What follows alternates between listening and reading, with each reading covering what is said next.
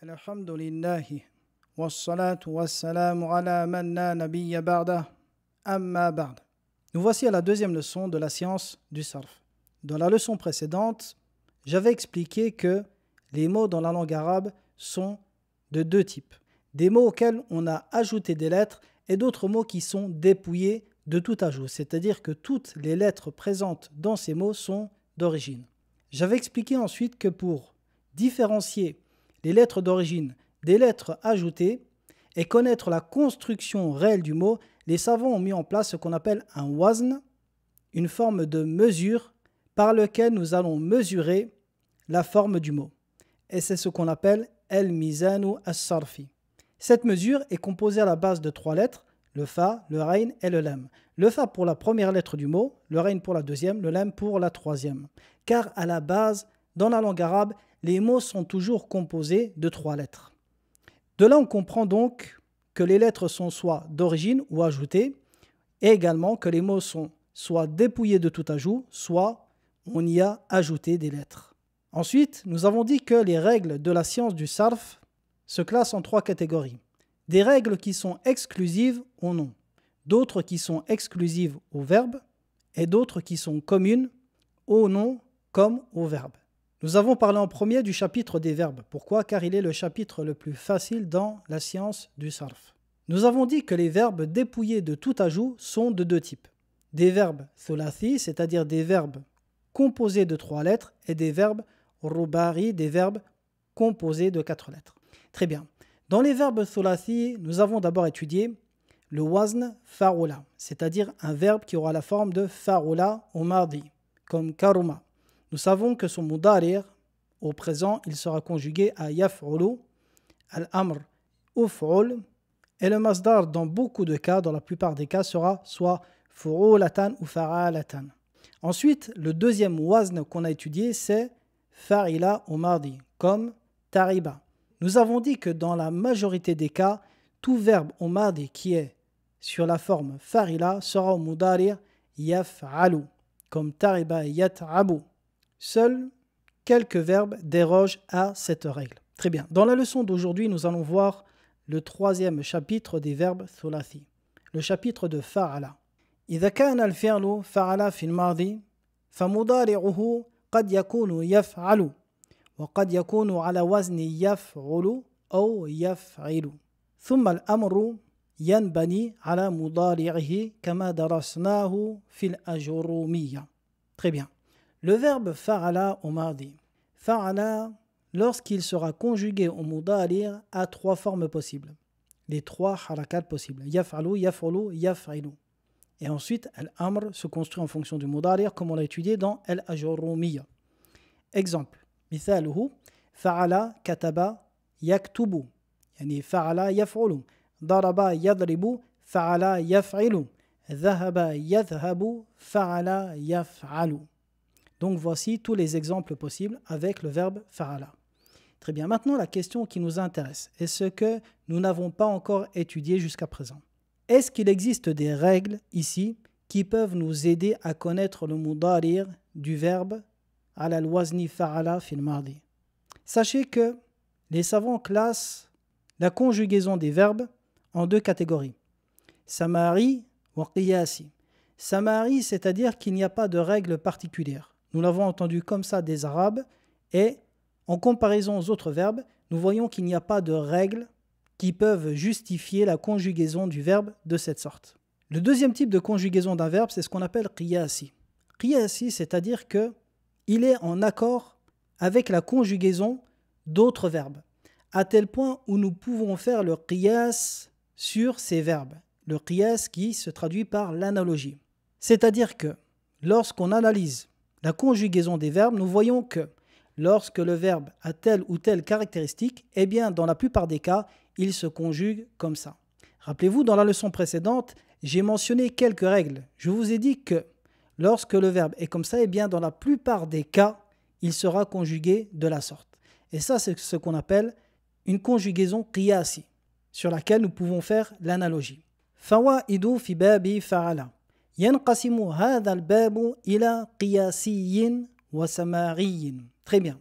Donc ce chapitre se classe en deux catégories. Qiyasiyin, c'est-à-dire qu'il y a quelques verbes dans ce chapitre où nous pouvons respecter une règle commune pour conjuguer le verbe au mudari'.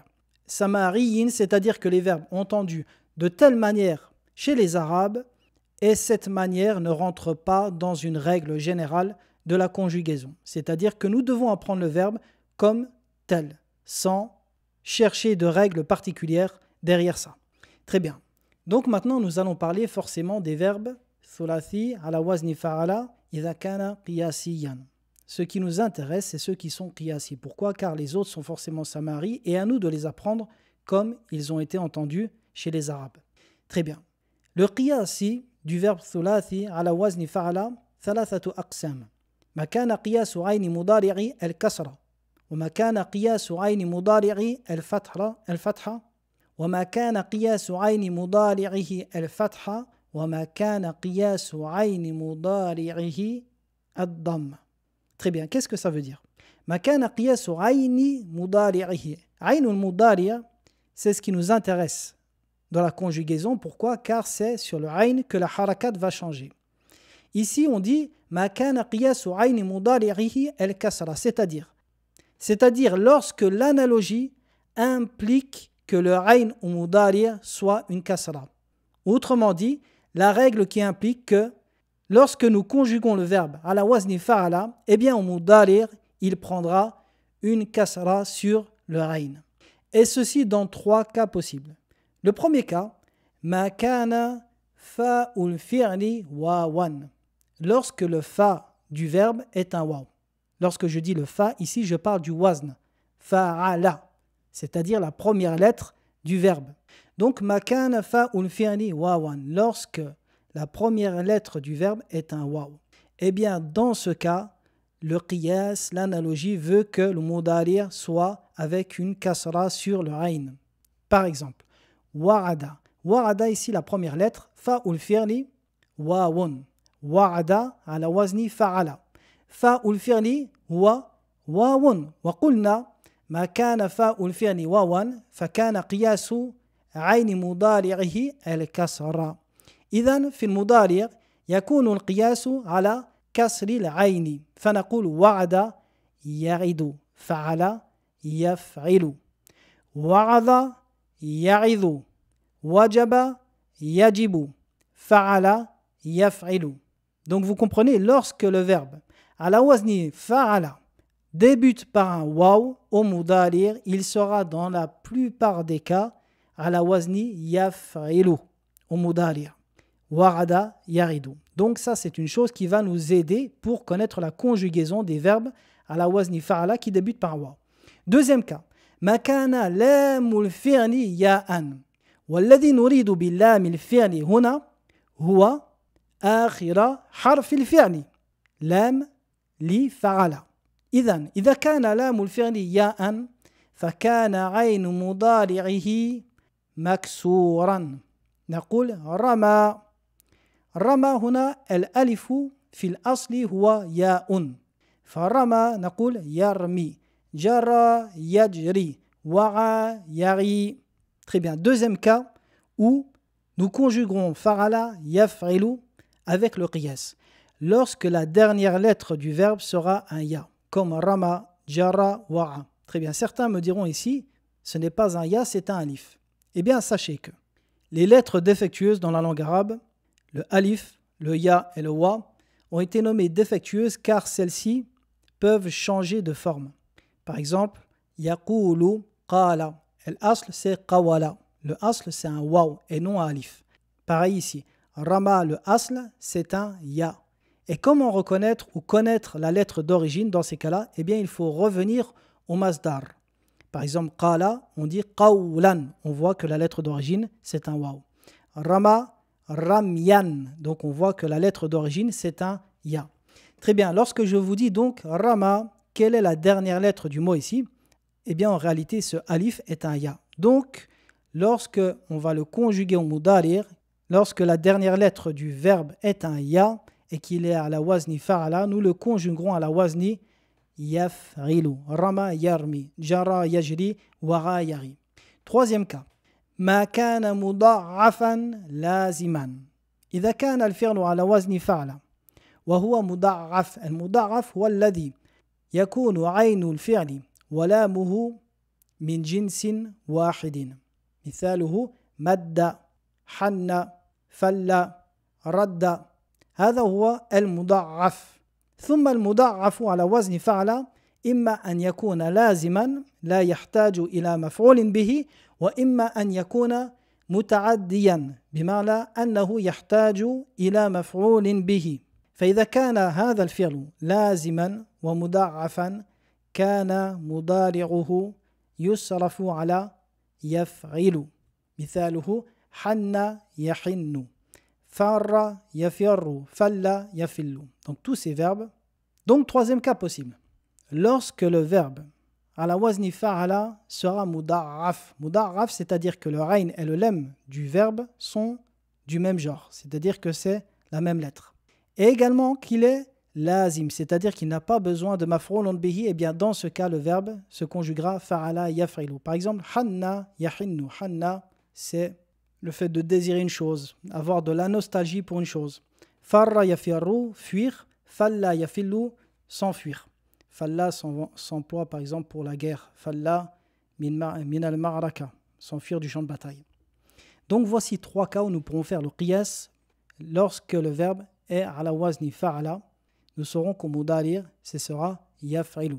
ثانيا ما كان قياس غين مضارعه الضمة.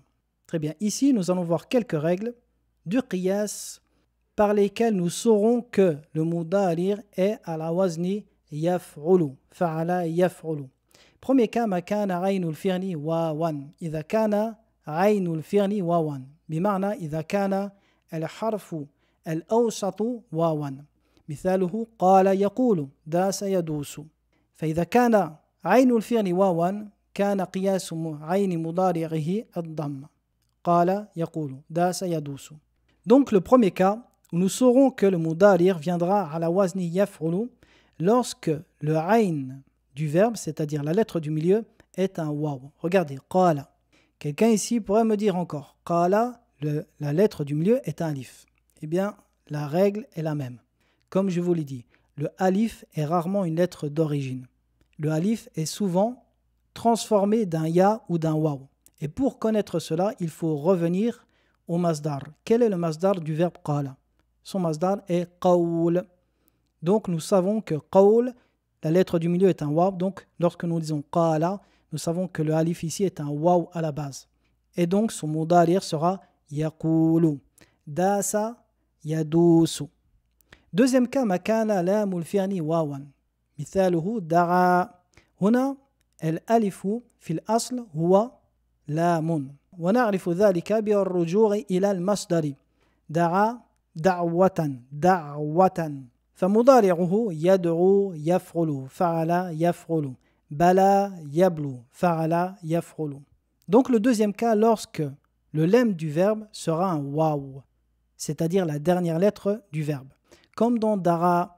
Et encore ici la même règle, le alif ici est transformé d'un waw à la base, que nous retrouvons dans le masdar da'wa. Donc nous conjuguerons le mudari' à la wazni yaf'ulu. Da'a yad'u, bala yablu. Troisième cas, makana muda'afan muta'addiyan. Mithaluhu radda yaruddu, madda yamuddu. Troisième cas, lorsque le verbe sera muda'af, c'est-à-dire que raynul fi'l et lamul fi'l sont du même genre, comme dans radda. Radda, vous voyez ici qu'il y a un del avec une shedda, c'est-à-dire que le rayn du verbe et le lam du verbe sont tous deux del. Seulement lorsque deux lettres du même genre se sont rencontrées, eh bien, on les a fusionnées en mettant simplement une shedda sur le del. Très bien, donc ça c'est la première caractéristique qui doit être réunie pour conjuguer le verbe au mudari' à la wazni yaf'ulu. Deuxième caractéristique, qu'il soit mutaraddiyan, c'est-à-dire qu'il ait besoin d'un maf'ulun bihi, comme radda. Nous disons radda al-qawla, madda yadahu. Vous voyez que c'est deux verbes qui ont besoin d'un COD, d'un maf'ulun bihi. Eh bien, lorsque le verbe réunit ces deux caractéristiques, nous saurons qu'au mudari' il est à la wazn yaf'ulu. Radda fa'ala yaruddu yaf'ulu. Dernier cas, ما كان للدلالة على الغلبة في المفاخرة. تقول سابقني زيد فأنا أسبقه. Donc dernier cas, ceci est une expression connue dans la langue arabe. Elle indique le fait de vaincre une personne ou d'être supérieur à une personne dans al-mufakhara. Al-mufakhara, c'est de rivaliser avec une personne. Par exemple, vous dites Sabaqani Zaydun fa ana asbuquhu. Donc Zayd a fait la course avec moi. Fa ana asbuquhu. Donc moi je le devance. Donc ici, on va employer le verbe mudari à la wazni yaf'ulu, toujours, afin d'exprimer qu'on a eu le dessus sur lui. Troisième cas. Ma kana qiyas ghayni mudari'ihi al-fatha. Lorsque, par l'analogie, nous saurons que la harakat du ayn mudari' est la fatha. Et ceci dans deux cas possibles. Premièrement, ma kana ayn al-fi'li harfa halqin. Lorsque le ayn du verbe, la lettre du milieu, sera une des lettres de la gorge. Les lettres de la gorge, comme le dit Al-Jamzouri dans son poème Tuhfatul Atfal, lil halqi sittun ruttibat falta'rifi. Hamzun fahahun thumma aynun ha'u muhmalatani thumma ghaynun kha'u. Donc ici, il nous a donné 6 lettres. Hamzun, c'est-à-dire la hamza, fahahun, el ha également sort de la gorge, thumma ghaynun, el ha, thumma el ha, thumma el ghayn, thumma el kha. Donc c'est toutes les lettres qui sortent du niveau en dessous de la luette jusqu'à aqsa el-halq, au plus bas de la gorge. Très bien, lorsque le ayn du verbe sera une de ces 6 lettres, eh bien nous saurons qu'au mudari' nous le conjuguerons à yaf'alu. Par exemple, sa'ala yas'alu, sa'ala, el-a huna, el-hamzatu. D'où est-ce qu'elle sort? Elle sort de la gorge. Min aqsa el-halq. Donc le mudari' sera yaf'alu, sa'ala yas'alu. Ba'atha yab'athu. Regardez ici. Ba'a. El-ayn, d'où est-ce que sort el-ayn? Il sort de la gorge. Donc au mudari' yaf'alu yab'athu. Nahara yanharu. Également, naha. El-ha sort de la gorge. Donc au mudari' yanharu. Très bien, on peut se poser la question pourquoi cette règle? Eh bien tout simplement car les lettres de la gorge sont plus propices pour la fatha. Il est plus facile de dire ha que hi, a que i. Et ceci est coutume chez les Arabes de respecter la facilité dans la langue. Deuxième cas, makana lamul fi'li harfa halqin. Cette fois-ci, lorsque la dernière lettre du verbe, le lam, sera une des lettres de la gorge. Par exemple, qara'a. Ici, el-hamzatu min hurufi el-halq. Donc nous disons yaf'alu yaqra'u. Nadaha. Ici, el-ha. Donc la dernière lettre du verbe est une lettre de la gorge. Au mudari' nous dirons yaf'alu yandahu. Nadaha, c'est le fait d'arroser une chose. Fawaidu fi babi fa'ala. Babu fa'ala awsaru abwabil af'ali al-thulathiyati li'annahu akhafu al-abniyati wa ya'ti minhu al-lazimu wal-muta'addi wa ya'ti li ma'anin kathiratin. Sachez que le chapitre fa'ala est le plus grand chapitre des verbes composé de 3 lettres. Pourquoi? Car il est le chapitre qui est construit sur le wazn le plus facile à prononcer. Fa'ala est plus facile à prononcer que fa'ula ou fa'ila. La fatha est toujours plus facile à prononcer chez les Arabes. Et c'est pour cela que ce chapitre est le plus large. Les Arabes ont choisi ce chapitre afin de faciliter la prononciation des verbes. Et de ce chapitre découlent beaucoup de verbes différents, qu'ils soient lazim ou muta'addi. Vous verrez que dans ce chapitre, il y a énormément de verbes qui sont muta'addi, qui ont besoin d'un maf'ulun bihi, contrairement au verbe à la wazni fa'ula. Il n'y a aucun verbe à la wazni fa'ula qui a besoin d'un maf'ulun bihi, qui est muta'addi. Tous sont lazim. Comme les verbes à la wazni fa'ila également. La plupart d'entre eux, l'immense majorité d'entre eux sont lazim. Quant à fa'ala, eh bien, nous trouvons énormément de verbes lazim comme de verbes muta'addi. Également, ce chapitre est très large dans le sens que ces verbes peuvent comprendre. Et ici, nous allons nous arrêter un peu sur les sens compris dans ce chapitre. Par exemple, ma kana bina'uhu min asma'il aryan. Sachez que certains des verbes à la wazni fa'ala sont construits à partir de noms de choses. Et ceci afin d'indiquer des buts bien précis. Par exemple, l'iddilalati ala al-isabati biha. On va construire un verbe à partir d'un nom d'une chose afin d'indiquer que cette chose a été touchée, ou ce membre du corps, ou cette partie a été touchée, blessée, coupée ou cassée. Par exemple, Ra'asa Zaydun Amran. Ici, Ra'asa, le verbe, est dérivé du mot ras, ras qui est la tête. Très bien. Ici, l'iddilalati ala al-isabati biha. Donc, ça nous indique que ce qui a été touché, c'est la chose d'origine de ce verbe, qui est ra'asa. Donc, on comprend que ce qui a été touché, c'est la tête.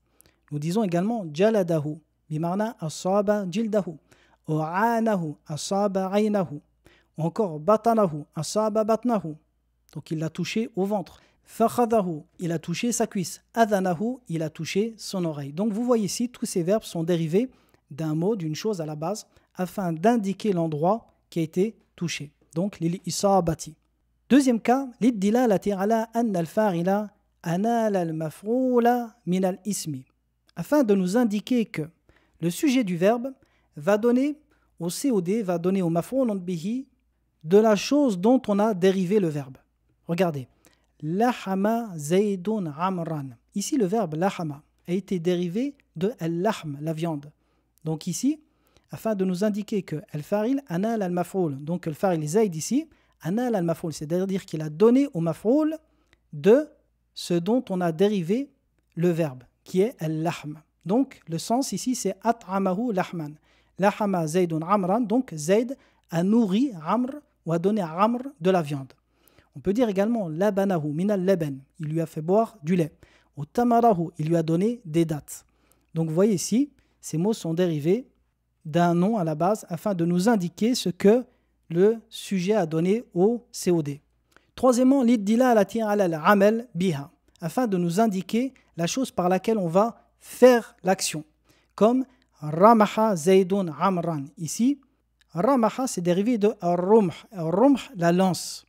Et ici, afin de nous indiquer ce par quoi Zayd a frappé Amr. Donc, il l'a frappé avec une lance. Bimarna ta'anahu bir-rumhi. On peut dire également sahamahu de as-sahm. As-sahm, la flèche. Ou encore asahu, le frapper avec un bâton minal asa. Donc, voici quelques sens intéressants qu'on peut trouver dans le grand chapitre de Fa'ala. وثانيا يأتي كذلك لمعان أخر. Ensuite également, le verbe fa'ala vient pour beaucoup d'autres sens. Les savants ont essayé de faire une liste exhaustive de tous ces sens et j'en ai mentionné quelques-uns parmi les plus importants. Al-ma'na al-awwal lil-jamri wa tafriq, le fait de rassembler et disperser. Par exemple, rassembler hashada wa jama'a, disperser badara wa qasama. Lil-i'ta, le fait de donner manaha wa nahala. Al-man'u, interdire mana'a wa habasa, emprisonner. L'imtinari, le fait de refuser, de rejeter. Aba, c'est refuser une chose. L'idafri, repousser une chose, nous disons dafara wa dara'a. Donc tous ces verbes sont à la wazni fa'ala. Également, l'ittahawuli, donc le fait qu'il y a un changement. Dhahaba wa rahala. Wa littahwili, la transformation, comme naqala, le fait de déplacer une chose. Wa lilistiqrari, comme sakana wa thawa.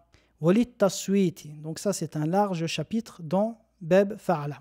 Pour les sons, comme Saraha, crier, Baka, pleurer, Saha, crier, Na'aba el-Ghurabu. Donc ici c'est quoi c'est le bruit que le corbeau fait. Nabaha el-Kelbu, le chien qui aboie. Nahaqa el-Himaru. Donc ça c'est le bruit de l'âne. Wa naqqa ad-difda'u. Naqqa donc c'est le bruit des grenouilles. Donc vous voyez ici que tous les verbes de son sont à la wazni fa'ala. Walit tajridi, le fait de dépouiller une chose, l'éplucher, la vider, comme salaha, dépecer, qashara, le fait d'enlever la coquille d'une chose, d'enlever l'épluchure d'une chose, kashata, qui peut avoir le sens de décortiquer une chose ou décrotter une chose. Donc voici quelques sens parmi les sens de fa'ala. Fa'idatun. بعض الأفعال يأتي من الأبواب الثلاثة بمعنى يأتي على وزن فعل في الماضي أو فعل أو فعل فنقول لهذه الأفعال إنها مثلثة العين. Sachez que certains verbes peuvent se conjuguer au mardi des trois façons possibles. Fa'ala, fa'ula ou fa'ila. Et on dit d'un verbe dans ce cas qu'il est muthallathatu al-aini, muthallathatu, c'est-à-dire qu'il a les 3 harakat possibles. Parmi ces verbes, naquba ou naqiba ou naqaba, rafatha, rafuthu wa rafitha. Rafatha, c'est le fait de dire des mauvaises choses, d'être vulgaire, de parler de choses gênantes. Amara ou amira ou amura. Attention, amara ici, ce n'est pas le sens d'ordonner, c'est le sens d'être leur émir, d'être leur chef, et pas le sens d'ordonner. Dans ce cas, on peut conjuguer le verbe de ces 3 manières. Amara, amira, amura. Athara, athura ou athira, le fait de tomber, trébucher. Qadira, qadara ou qadura, le fait d'être souillé, sale. Safala, safila, safula, être bas. Aqima, aquma ou aqama. On dit aqamat al-mar'atu. La femme qui est aqim, c'est la femme qui ne peut pas enfanter. Donc voici quelques verbes. Ils sont très peu, mais il existe quelques verbes, que vous le sachiez, qui peuvent avoir les 3 conjugaisons possibles. Et voici donc la fin de la leçon d'aujourd'hui. Je vous dis à très bientôt pour la prochaine vidéo. Wa sallallahu ala nabiyyina Muhammadin wa ala alihi wa sahbihi wa sallam.